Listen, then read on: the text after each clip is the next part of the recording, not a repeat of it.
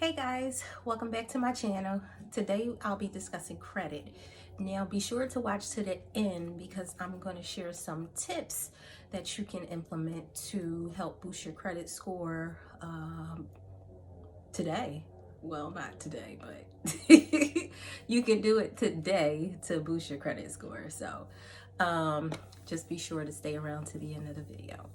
Now, to start off, what is credit? Do you know? Credit. Pretty much, credit is the ability for you to use somebody else's money instead of your own initially. Of course, you have to pay said money back. However, you don't have to use your money up front. So we'll get into what would you need this money for later on in the video. However, but for now, just essentially credit is being able to use somebody else's money. There are two types of credit. One is a revolving line of credit, and then one is an installment type of credit. So you're asking yourself, what's the difference? So pretty much a revolving line of credit is sort of like a credit card. It's not sort of like, it's a credit card.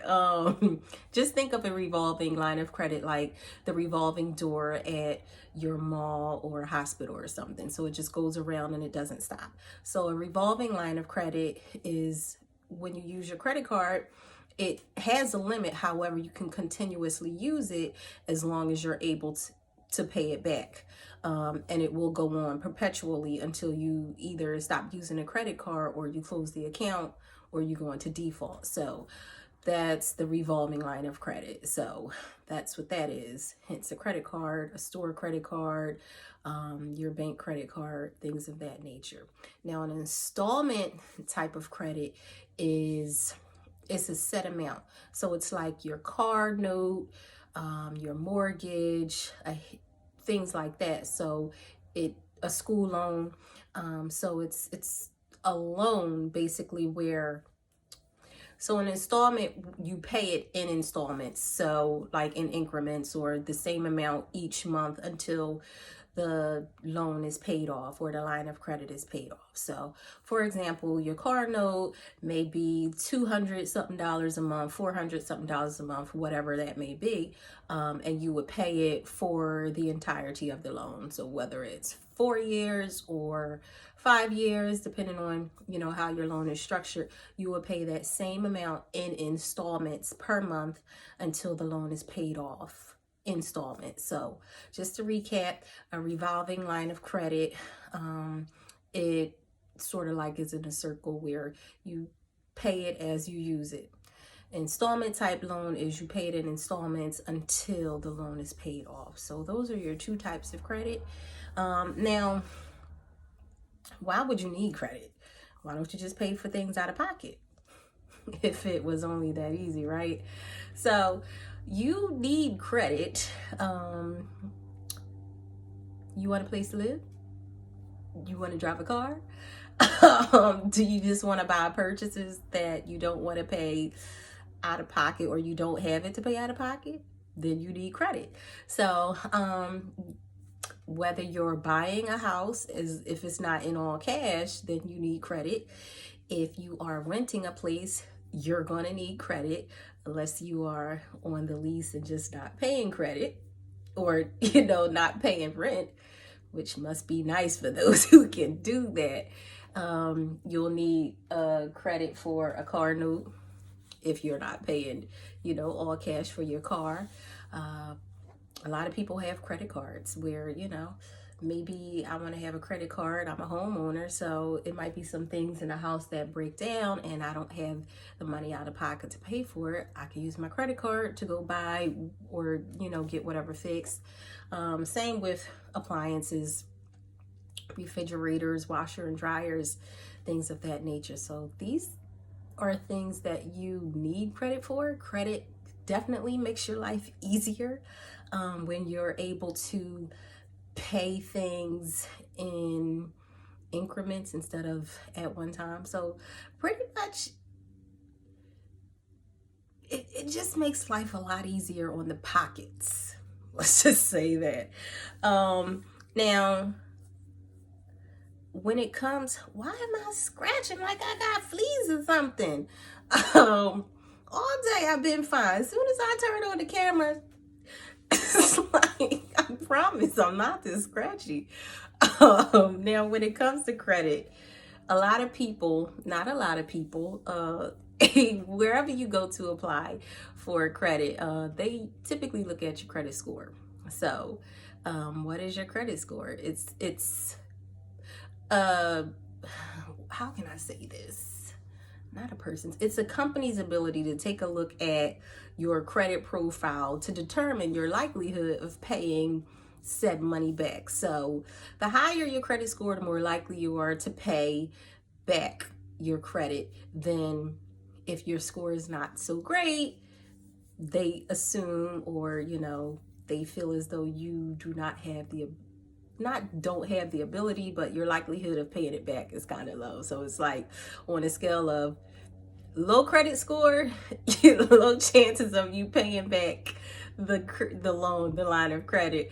High credit score, a higher probability of you paying it back. Now, I don't have a thought in that. However, if I had a pretty bad, when I had a pretty low credit score, I didn't pay anything back. I didn't pay anything back versus today where I have a pretty high credit score and I pay all my creditors back. So not that there are many, but I do pay them back. So I guess there is a correlation between your credit score and your likelihood of paying these things back. Now, when it comes to your credit score, you could be in the 400s, which is not good, or you can be, it goes 400 up to 850. I forget, please forgive me. Where 8 in the 800s is excellent. It goes from like poor to excellent, and then in between it's like you could be in the 500. 500s is still trash. 600 getting a little better, still not that good. Get like towards 640, 650 is fair. You get into the 700s, that's pretty good, a pretty good credit score. And then you get into the 800s and it's excellent. Now, how does credit scores, what's the purpose of these credit scores? How does it affect your line of credit? I'm glad I asked that. Now, the better your credit score is, the better the interest rates become. Now, why is this important? Because the better your interest rates are, the lower amount of money you'll have to pay back. Example. Now, let's see. When I was in my 20s, don't worry about how old I am now, but when I was in my 20s, I got a car for some guy I was seeing at the time. Don't ever do that. But I purchased a car for somebody I was seeing. I didn't know anything about credit, like nothing. So we go to the dealership.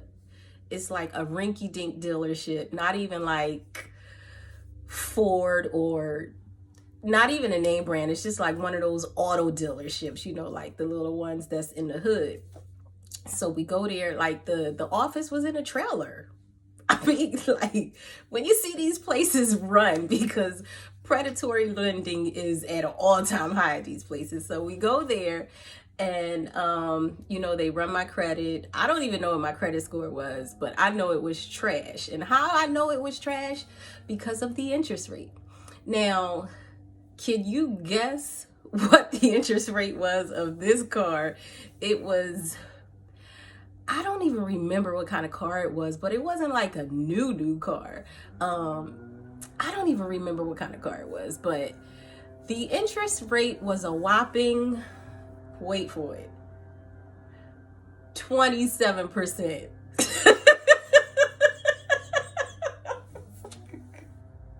Now, the me of today is like, fuck out of here. It was 27%.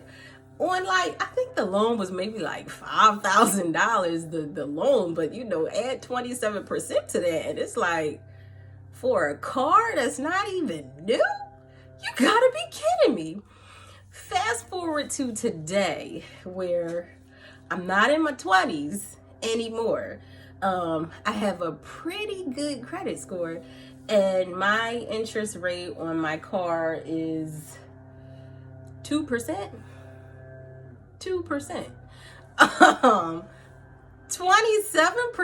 Who the hell? I think that's worse than credit card interest rates. Like, so don't do your homework. This is off topic, but if you ever go buy a car, do not ever go and get financing through the dealership. Go to your local bank, get financing through your bank, and come to the car dealership with your own financing. You're gonna get better rates, I promise you. But don't you dare write in my comments at some point talking about you went somewhere after watching this video and you got an interest rate in the 20s, in the 15s. If you got double-digit interest rates on a car, you're paying too much. You're better off saving, waiting till income tax time, and going buying a car in cash. Don't you do it. It's not worth it. Especially since a car is a depreciating asset where as soon as you drive off the lot, it depreciates. So learn from me. Learn from my mistakes and don't do that. 27%. Child, please. I just, whoo. Anyway, so I lost my train of thought. Okay, so we were talking about credit scores in relation to interest rates. So that's the importance. So just to recap, I'm gonna recap for myself because that story just like threw me, because you know I forgot about it. But so far we've talked about what is credit, types of credit, why do you need credit, credit score, and how it relates to interest rates.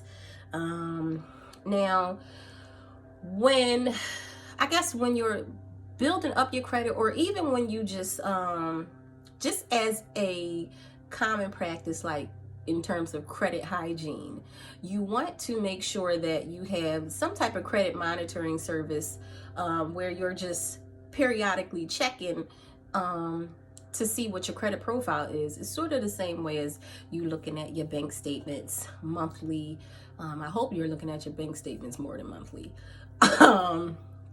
But yeah, just having a credit monitoring service so that you know exactly what's on your credit report at all times.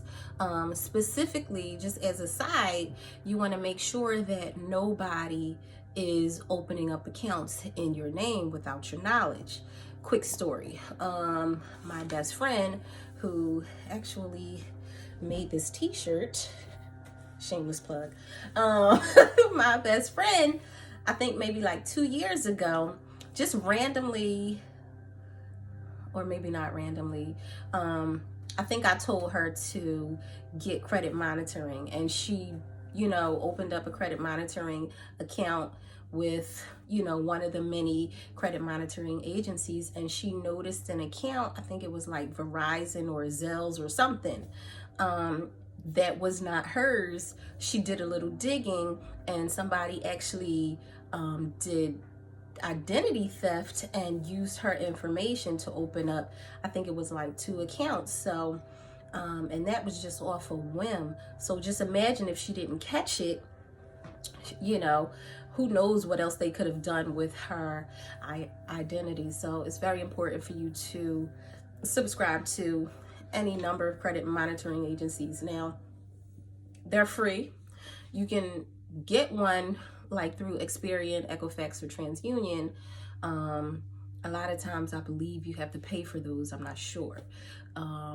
However, there are free ones like Credit Karma, Credit Sesame, where it's free and you can have access to all 3 of your credit reports. I don't believe they give you your credit score. Don't quote me on that. They may, but I definitely know they don't give you your credit score to all 3 credit reports. Now, you may be asking, all 3 credit reports? Each credit report or each credit reporting agency, Equifax, TransUnion, and Experian, they all give you different credit scores. They all have a different scoring system. So you'll have 3 different credit scores. Whenever you go to apply for a line of credit, usually if they pull all 3, they'll just use the one that's in the middle, the credit score that's in the middle. So that's how they usually determine it.